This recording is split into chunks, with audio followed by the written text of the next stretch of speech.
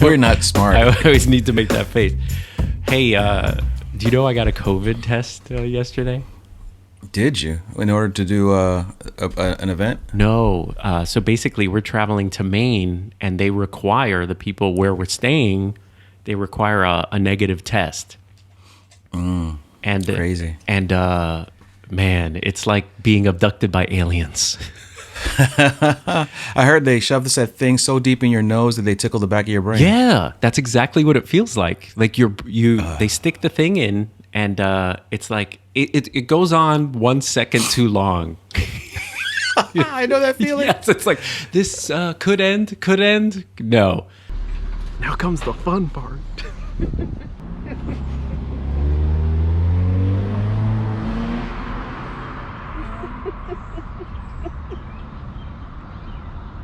I'm laughing in nervousness. All right, thank you.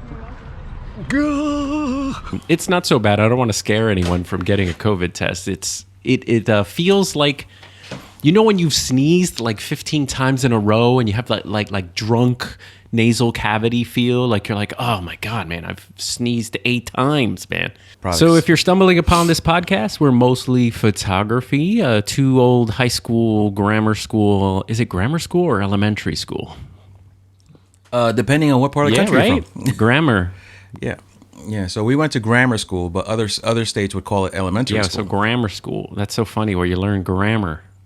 Yes, and we know none of that stuff. Oh my God, we're the worst speakers ever. Our grammar be good. Yo, if you tuned in to hear good English on here, yo, stupid. forget about it. It's so stupid. And speaking of English, I don't know if you remember in high school that they used to teach with these kind of like a graph of how to write, like where it's the noun, like Mrs. Johnson, and then it's a weird triangle. You put the verb. You had to graph out sentences. Do you remember doing that? No. Yeah, I didn't do a lot of homework though in high school though. So yeah, I heard there was something. That's a different story I heard there was something about graphs. Stupid. I was like, what's the minimum I need to do to pass your class? Oh my gosh. That's what I'm gonna do. And you know what really pissed people off is that I was so smart that I was so lazy. Yeah. Like, it just aggravated the crap out of people. You know what was funny about our high school? I don't want to diss our high school, but our high school was pretty easy to pass, you know, and I didn't know how dumb I was until I got to college. Like in Hoboken High, I was like top 20% in my class. And then I got to college and I didn't know how to study. I was like, your professors were like, "Oh, you came from Hoboken High, right? I could tell. It's okay. We'll put training wheels on your courses. Forget science. You're going to be a photographer." Oh my gosh. So because we are a photography channel, we're going to talk on today's episode. We're going to dedicate it all to one subject. We're going to talk a little bit about cameras first, but today's episode is about bokeh. Bokeh. But first, you're going to give us a little camera news that excited you a little bit. All right. So coming from the Nikon world, I moved over to Sony, and then I've adopted Fuji as my little, step baby, the redheaded one still. And so when Nikon rumors came out with this amazing little tidbit, I was like, really? Are they going to make me go back? No, they probably won't because their lenses are so expensive. But anyway, there's a rumor out there on the Nikon Z or Z from Canada 5. It's supposed to be better than the Z6, even though it has a lower number. So, and this is one rare case where 5 is better than 6. They're talking about having a 24 megapixel body, dual SD cards, which I was like, It has IBIS. Well, they're rumored to have IBIS. The same electronic viewfinder you find in the Z6. Which is really nice. Really, like really. Nikon's, yeah, their viewfinders are like no joke. Yeah, beautiful. It's supposed to be coming out with a brand new battery type, which is like, the same number that they normally have with a C at the end. So I think it's like the LE15C, something like that. Was that a complaint? Was that a complaint of the Z7 and stuff? On the mirrorless bodies, the new batteries could do better. They're not horrific, but they could do better. But that same battery type on the D850 was pretty solid because I guess the D850 was a more efficient DSLR, I guess. Yeah, yeah. Mirrorless needs a lot of power for its, like the LED. The LED. It's got lights coming out of it. It's a Yeah. Knight Rider. So the LCD and the EVF take a lot of juice. So And of course, because these are all rumors, they're saying that it may not have a slow motion option, which I think is kind of weird. yeah, I mean, not everyone uses slow motion, but it's always that, you should just throw it in there anyway. So we'll see how that one finally pans out when it actually is announced. Also, it's supposed to be full frame, and it's going up against, it's being built to go up against cameras like the EOS R6, which I didn't know anything Yeah. about either. So, the R6. The R6 to me looks like the sleeper camera of 2020. I don't know if you want to be the top anything in 2020. You want to, forget that year. That wasn't even in that year. the Canon R6 to me looks like it almost could be the perfect camera. I would say the only thing that they seem, because Canon likes to cripple one thing, is the megapixel count is annoyingly 20. Right. 20, which is enough megapixels, don't get me wrong. But if you're coming from the 5D Mark IV, which is 30 megapixels, you've had cameras that are 36, which is a nice crisp number when Right, you're shooting, things that you want detail. So 20, that again is kind of like a little bit of a deal breaker for some people. I'm sorry. If you're rocking a full frame body or even a crop sensor, I don't care. At 2020, even though it's a bad year, you got to be throwing out the minimum 24. I think so. I mean, especially if you're a stickler for details and leaves, and you want to make big prints. Big prints. How many times do you take a picture and crop it? Oh, it's so much. So I just posted that on Instagram because I'm so amazed by my 5D Mark IV. I've fallen in love with my 5D Mark IV again. It's a beautiful camera. Why wouldn't you? I used it on my last two distant jobs, and it's indescribable, the quality of sensor to megapixel to the lens bokeh, which we'll talk about today, all equal a look I like that I can't explain, because Sony is better all computery and technical. It can grab focus, it's sharper, it has beautiful bokeh, but altogether they don't equal. You just know what answered I'm your saying? own question, your own point. But here's the reason why you feel that way. One, every time you use your old, Mark IV, you're having a "I'm going home" Yes. moment, because that's where you came from, and that's your first love, right? I feel that you have that too, though. I feel like Sony, you like your Sony, but you don't have your Nikon love for Sony. Am I right? Yeah, that's the whole thing. You're right. I think I was one of those people that was perfectly happy with that Nikon green skin color. It was me. It was home. You learned how to work with it. You're right. You made know? it. You made it as normal as possible because you got used to it. But you know what it is? Oh, I couldn't get used to it. Damn! Every time you and Georgie gave me pictures, I'm like, "What is this? What color is that? Is that purple? That's purple." So that's part one of your feelings you have. But two, cameras are getting to the point where they're so sharp and so crispy, it's now a robotic look. You don't get that generic number one look you used to get from the old DSLRs.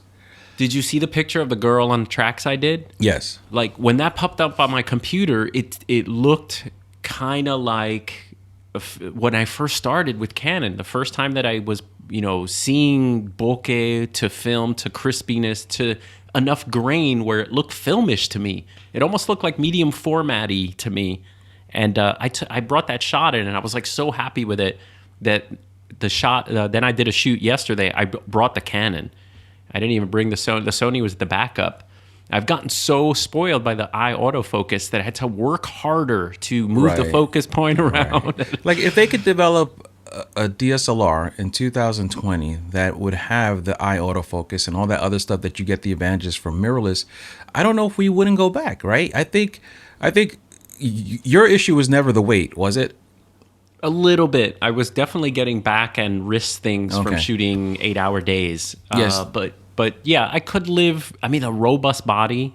man, you could drop that camera and nothing happens to it. That's what it is. Like, I mean, when I sold my Nikon D800, it was so beat up. But the guy who took it was like, he's a professional. He was a former professional photographer, so he was so happy to have it. He's like, no, these are just like, love marks. This is nothing. As long as the shutter looks great and the pictures coming out of it is all good. I don't care what the outside of the body looks like. And I'm like, all right, well, give me your money and I'll give you this body. And run. It's funny. I just tweeted out. I feel like I have cameras that can do what the others are doing. Like right now, I'm recording this on the Sony A6400, and I don't think I'll get rid of that guy because this is a perfect little YouTube camera. It has no record limit. Right now, it says I can record for 2 hours and 27 minutes if I wanted to. Yes, we'll just bore everyone to death. We'll give you the old. Filibuster. And the 5D Mark IV is its value. You know what? That might be the sleeper camera of 2020. The 5D Mark IV. So when I was looking for the XT2, remember I was having that whole come to camera Jesus moment where I didn't know what I wanted and what I needed to do. I started looking at the old Nikon D800s because I still have 2 Nikon lenses that no one wanted to buy, and I stopped trying to sell. I have an old 28 millimeter f2. And an old kit lens. Old kit lens. Oh, it's kit lens? Okay. It's like it was like the original kit lens for the 5000, which was like an 18 to 55. No, it's not a prime. It's 28 to something. No. I have a 28 f2 prime. Old one, and then the second lens I have is the old 15 to 18 to 55. f17.3 plastic thing. Yeah. Yeah. So I was like looking like, if I get a D800 or D850 for playtime, I'm not going to be carrying it all day. It won't weigh me down with the weight. It was heavy at events because you had it for 8 hours with a flash on top, and forget about it. And then a rogue bender on top of that flash. Ugh. And especially the big whale tail ones. Totally. It was like to get to the other side of the room. You're like you always knew where I was. Like so anyway, So I thought, you know what, maybe I'll go back home. And that's exactly what you experienced, what I thought I wanted to experience. You experienced the going back home by using your Mark IV again. Listen, there's nothing wrong with, and I think you're doing it right. I really think people always ask me, how come you don't use Fujifilm for your... I really think that you can have 2 systems. When you want higher quality, larger megapixels, full frame, low light, you have your one setup. And then you have these fun cameras like the Ricoh GR3, the Fuji X-T20, X-T30, these small things to come out and enjoy photography. I think that's great. My problem is I have the Canon 5D Mark IV, the Sony, which has been amazing for its autofocus. I've got so many hits with that. It's autofocus. There were more misses with the Canon. I was getting tired of missing because of this super speed of movement, that I wanted to capture. Right. The autofocus was good, just not fast. Yeah. You really had to, for the 5D Mark IV, you kind of have to use tricks if you are doing people running and spinning and, dresses going all over the place. You kind of have to just use tricks. You have to, What kind of events were you doing? Like Dragon Ball Z fights and stuff? Yes. Rogan. Yeah, totally. No, I shoot fast, and not only is the person moving when I shoot, I move too. I'm jumping and moving, and a lot of times I'm not looking through the viewfinder. It's kind of easy if you're going to take a photograph and you're lined up, you're in the viewfinder, you pick your focus point, focus, shoot. But like what I'm doing is something's happening and I run over and I'm just letting the camera, I'm back button, I'm holding the camera at arm's length, so I'm not looking in the viewfinder. I'm focusing in a crowd, like my arms in a circle or a hora or something. The camera's doing its own thing by itself. So with the Sony sees a face or an eye, and it can shoot everyone like, around each other. And you get someone like really, but the Canon is like, what is that, a chandelier over there? You know what? This is not what you brought me here for. Yeah, I'm tired and old. I want some more cheese. And so going back to the Nikon and also the Canon R6, R5, I can't wait till those are released because in my eyes, I'm a little nervous because the Canon EOS R to me was the perfect camera if it had dual card slots. Like, it's just that simple. If it had dual card slots, I could have lived with the little stupid slidey thing because it has the same sensor as the 5D Mark IV. But that lack of joystick, really? That serious? I could live with it, believe it or not, if I got that sensor. And I'm in love with the sensor again. The shots I'm getting are like, film. Listen, dreamy. I looked at Canon too when I was having this moment of mine because I just wanted something different, and I was like, you know what? I've already tried Fuji. I already know I like it. You know should what? just keep the XT2. Like, that's it. With 1 or 2 lenses, just stop. I got a funny story to tell you. All right, what'd you get now? All the lenses? So, I listed the XT2, right? The one you just got? Listen, I saw one on eBay, an XT3 on eBay for $750 from a person I purchased from in the past. Okay. I put my XT2 up and got $600 for it. You sold it already? I only paid $400 for it. So I got $600 for it, and I'm waiting for my XT3 to come. No, really? Yes. That's a great camera. I got for $725 after it was all negotiated with tax. That's awesome. So I wasn't getting rid of the XT2 until I saw a person who I used twice for lenses, and I respect his. No, that's good. eBay. If it's a reputable seller, yeah, that's cool. So I was very excited about that, but I wasn't going to tell you. But I'm like, you know what? Let him yell at me. It's okay.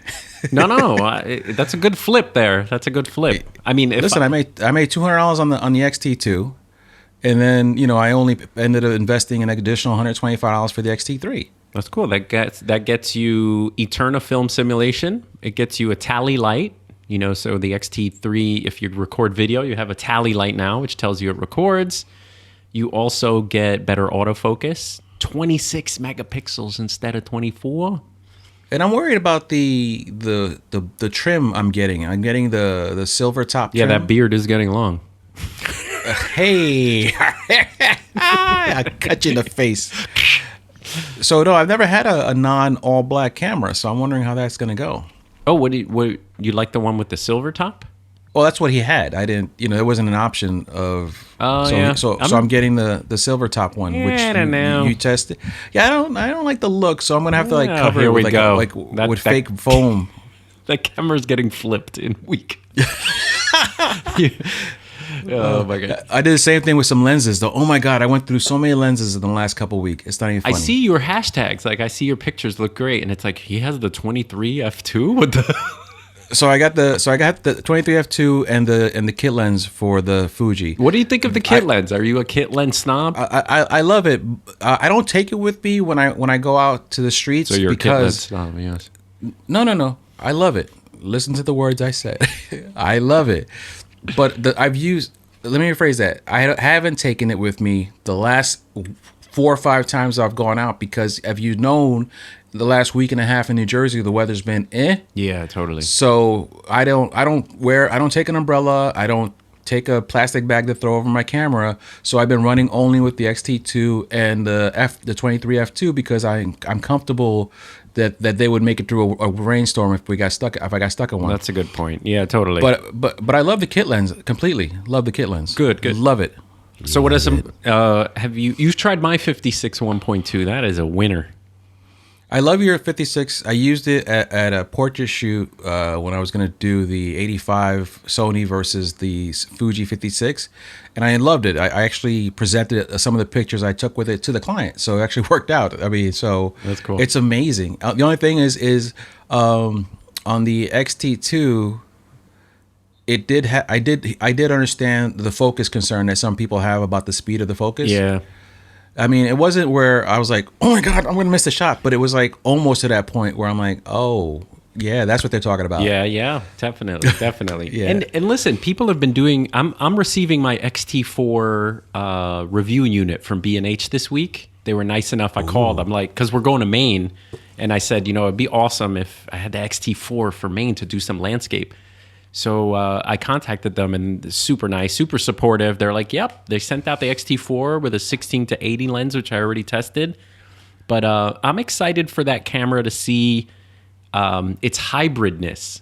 You know, the fact that it has a switch where you could just film, switch, photo, switch, film. Oh, I didn't know that. Yeah, That's nice. they put a new switch on where all your movie settings are set. So, you know, you can completely have your video settings and then go. So it's perfect if you want to just do both, vlog and then shoot photos right away without flipping all your settings. There's a guy in YouTube, Danae something Yeah. or other. He does a lot. Andrew, He does a lot of Andrew, food. yeah. Yeah. He was complaining about that when he got the XT3. He's like, I love it, but I need something more hybrid like the 7A3. Because he's the kind of guy that will be shooting and then needs to film. Yeah, totally. And he doesn't want to have to redo his settings, which was the problem with all the Fuji bodies. So that's good that they did that because they're going to attract a lot more people with that. I just remembered what I was going to say. So why I was talking about the XT4, the you mentioned the autofocus in the XT2. I'm seeing people's XT4 videos, and they seem like the focus has pretty good grab, but Fuji will always be nervous. It like breathes a little bit. And so you see the background goes, you know, Yeah. You know, right now I'm filming on the A6400. It's got the box on my face and it doesn't move. Like it doesn't care that there's all these other shapes behind me because my head. And you have it on auto? Right now I have it on continuous focus. I don't have to manually focus Yeah. or, you know, if I move. Hi. Oh, I almost dropped it. Oh my gosh. Okay, so in this episode, we are going to talk about bokeh. We're going to dedicate what is bokeh, how to get bokeh, and do you even need bokeh in your life? Yes, you do. No. Episode And over. goodbye, folks. Yeah, good night, Take everyone. it. Yeah. Now, first of all, we should talk about people need to stop saying bokeh, you Americans. Okay, bokeh. It's not bokeh. And the reason I learned how to say it is because of Martin Bailey, who lives in Japan. He was Where the word originates from. exactly. He was born in England, but he's over there. He's an English speaker. He's got an amazing podcast. You should check out his podcast. But Martin Bailey did a whole episode. He must have been fed up with like, hey, this bokeh looks great. I'm so boke. So he basically went through a lesson. It's bokeh, Keh, bokeh. You sound like that speak and spell. Yeah. Bokeh. So what is bokeh? So those of you that don't know, bokeh is the blurry or out of focus backgrounds in your photograph. And my first topic here, now Mo doesn't know what my list is. We decided to kind of just, you know, I was going to give him the script and our talking points, but here's talking point number 1, buddy. Okay, to bokeh or not? It all depends. In most cases, if I'm there's cases for it in any type of photography I'm doing. So if I'm doing portraits, if I'm doing a business portrait, which is a headshot, Yeah. I may not want a bokeh. I may want, hey, whatever's behind that person to be nice and crispy and sharp because it's a business headshot. Yeah, you want to see if I'm doing you maybe want to see the lobby, you want to see a little bit more of the law logo. office, Yeah. whatever's going, whatever's going on. If I'm shooting a actor's headshot, I may have some bokeh in the background if we're doing an outdoor one. If I'm doing landscape, if I'm doing street photography and I want to just accentuate one of my like a fire hydrant and I want everything else to fall off, sure, I'll put a little bokeh on that. Or if I want the whole scene to be like a little butter, a little bokeh, a little mayo on the side, Yo, I'll take slap a little onion my on God. it. But that's the whole thing. And then if I want the whole street to be in focus so you can see the cop behind the fire hydrant. So No, we don't want to see the every cop. style, I'm just kidding. in every style of photography, there is a case for bokeh, and non-bokeh. Oh, you did that on purpose. Yeah. I did. I'm gonna bounce off you and totally. I think mostly for portraits, I want to sort of focus right on the person and make sure that they're the center of attention, and use the other elements as accessories. So for a person, I always love where there's foreground bokeh and background bokeh, which is great. That's one of mine to bokeh. And just what Mo said, when I try to do street photography where I'm trying to capture scenes of people, Bokeh is the last thing on my list. Like, I really don't want it because I'm going to be missing the depth of person, scene, and store behind them. Let me just get everything, because if you try to bokeh that, you're gonna mess it up. You're gonna mess it up. Yeah, sometimes you're on the street, you don't have time to get the bokeh out. You just got to, run and gun, Yeah, totally. Now, with that said, if you and I have talked about doing street photography with an 85, if you're shooting down the street where there's distance, then it's really nice to capture a person doing something, and then the background city is like, a painting behind it. That's kind of nice too. It's like flypaper with that 85. You get them, and now they're stuck in that bokeh world. That is a big clip, probably. I'm sorry. It's all right. All right, that's number one bullet. Good one. Number two, the second one.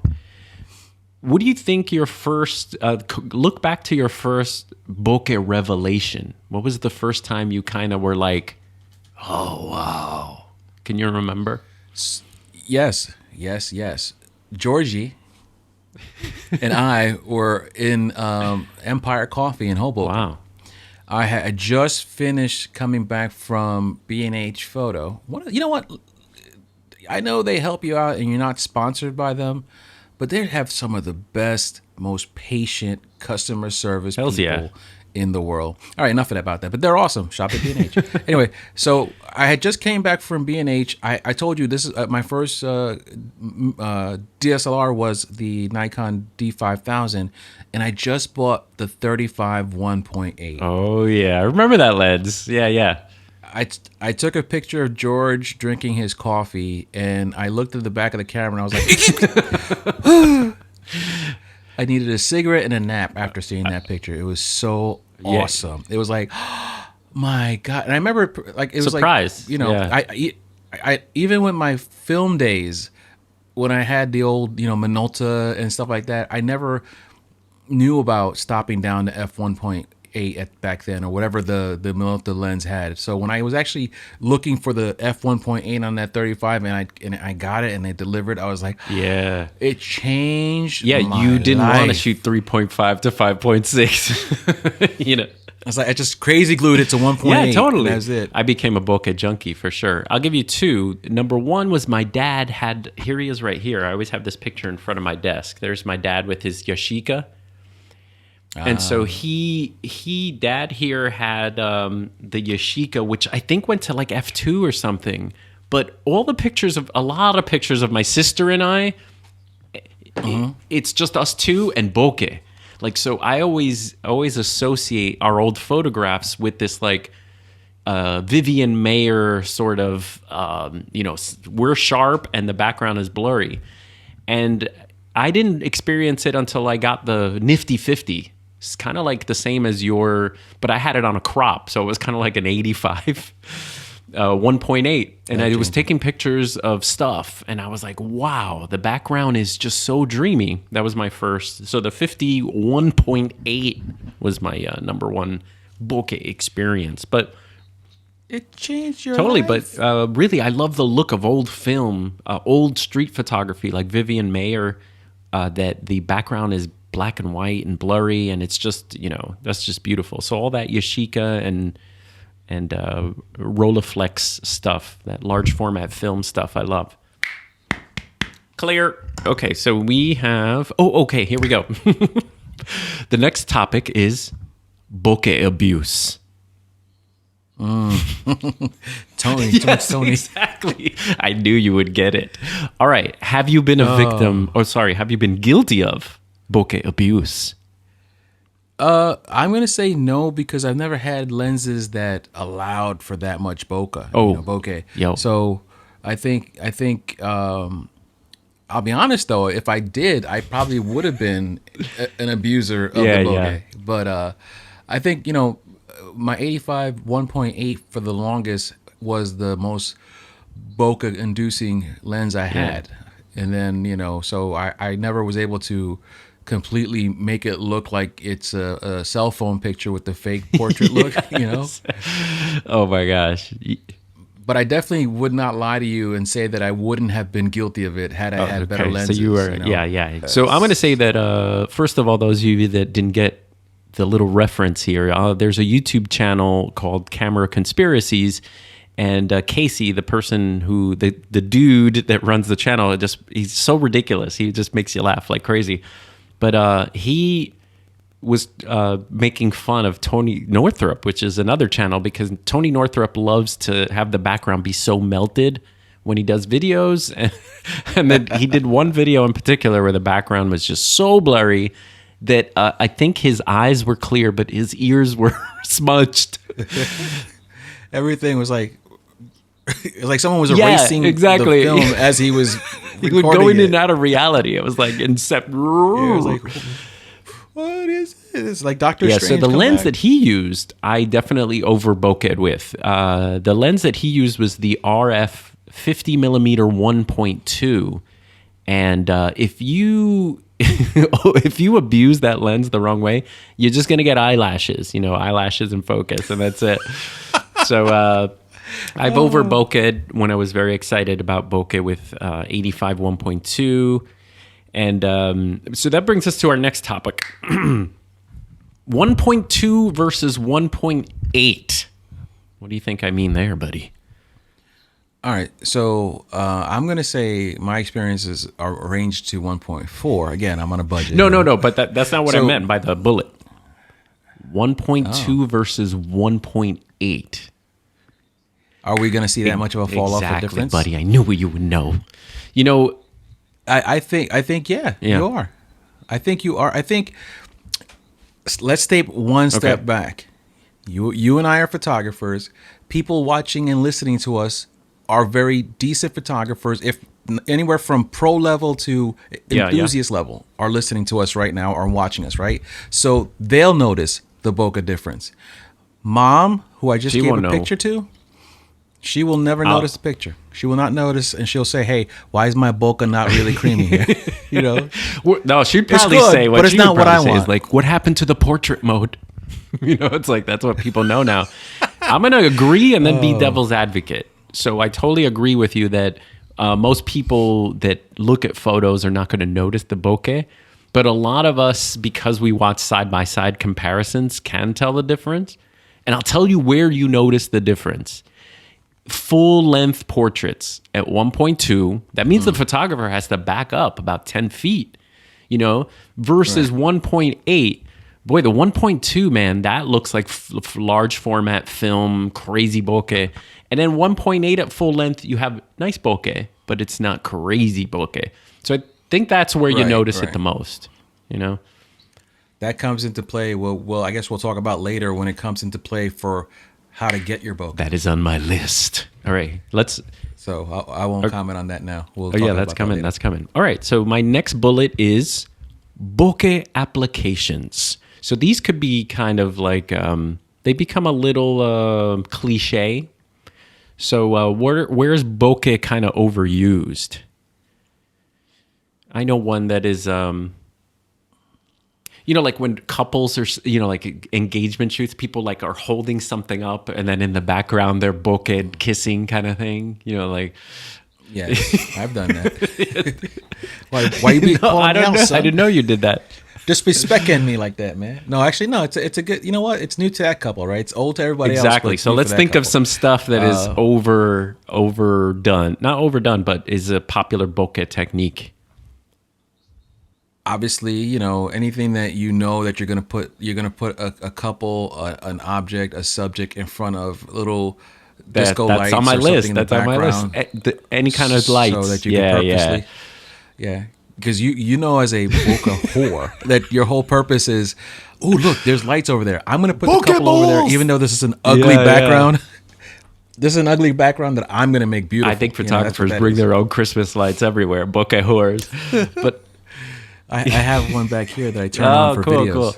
What I was gonna say is, that's when you have a problem when you're watching videos and you're like, this bokeh ball is smooth versus this bokeh ball that is lined. Is that an onion? Exactly. Is that an onion? It's like a lemony onion. The other one I said that I have on my list, which is a cool application that I actually bringing it back to Martin Bailey. Martin Bailey was one of the first photographers I saw do flowerscapes. And flowerscapes are where there's usually one flower that is completely in focus. And the bokeh of foreground and That's a really cool look. So I'll put a picture up here if you're on the YouTube channel. But Flowerscapes, awesome. Macros. Macro. And that's not actually anyone's fault, because the actual part of shooting macro is that you only have that thin line of focus. Even if you're at f8, f11, you're still so close to that. I don't know why subject. why don't they make cheaper macro lenses that start at 5.6 or 5.8? Maybe they do, but I'm always stopping down so much to just get the little, the depth of field.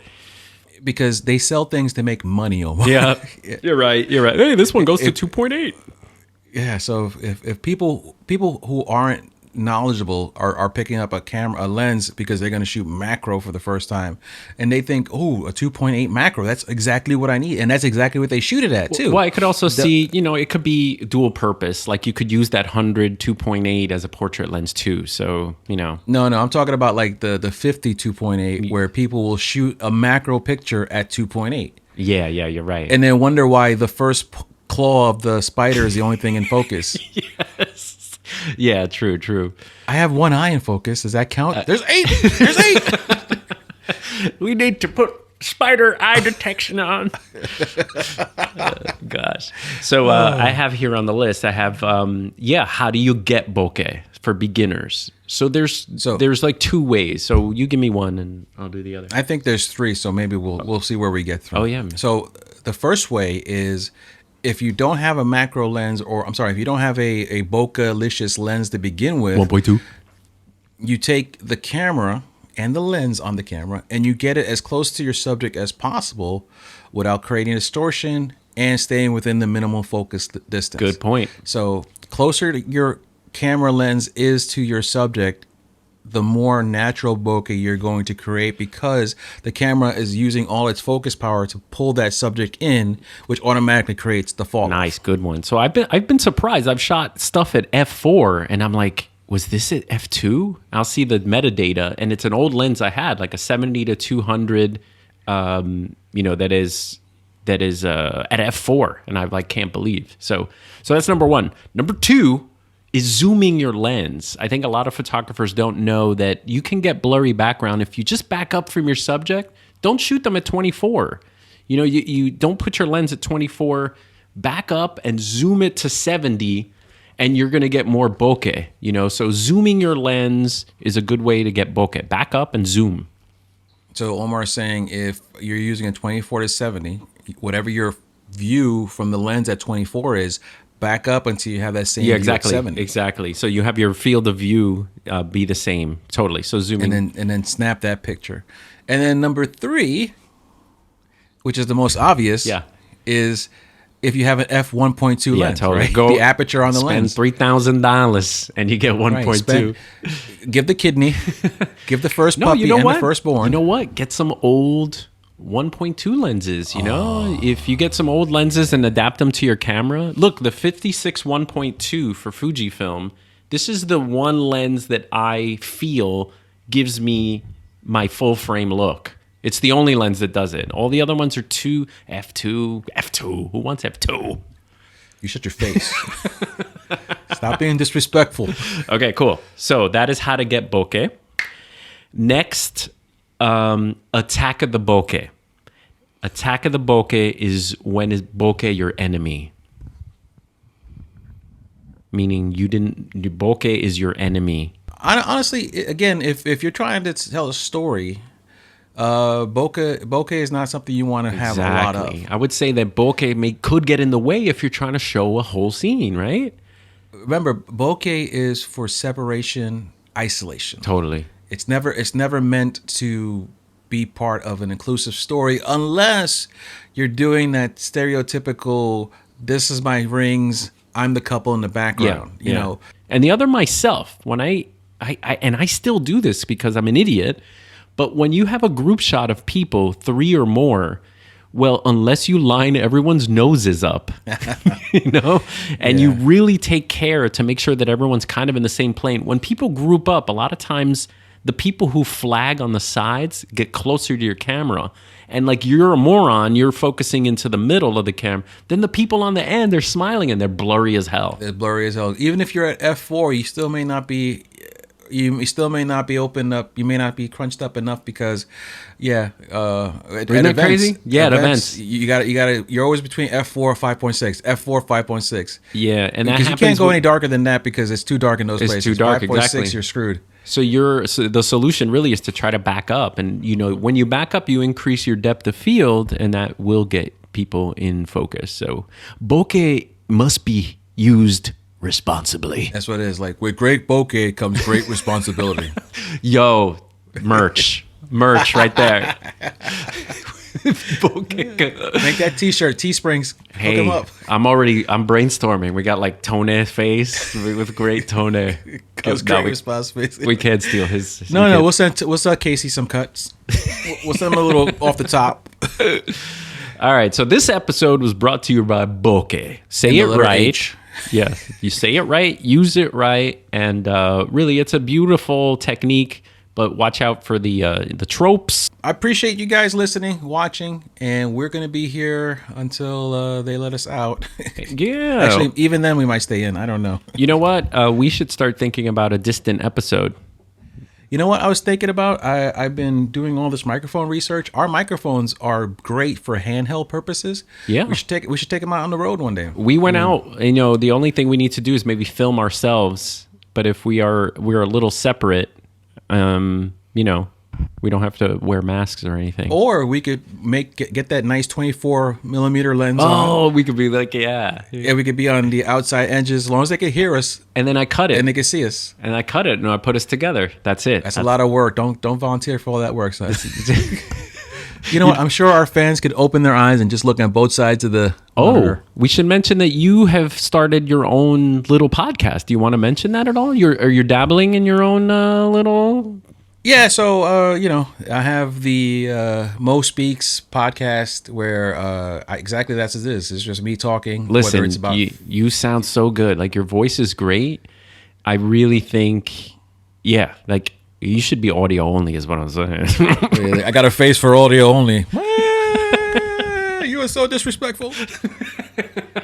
So disrespectful. See, this is another sign of how people are stronger on the internet than they are in person. Because I would choke him out right now. Oh my God, I'd be so afraid. Oh man. Anyway, I love you, man. So yeah, the Moe Speaks thing, and check it out. It's on my YouTube channel, which I've actually been starting to put videos on it for the first few weeks here.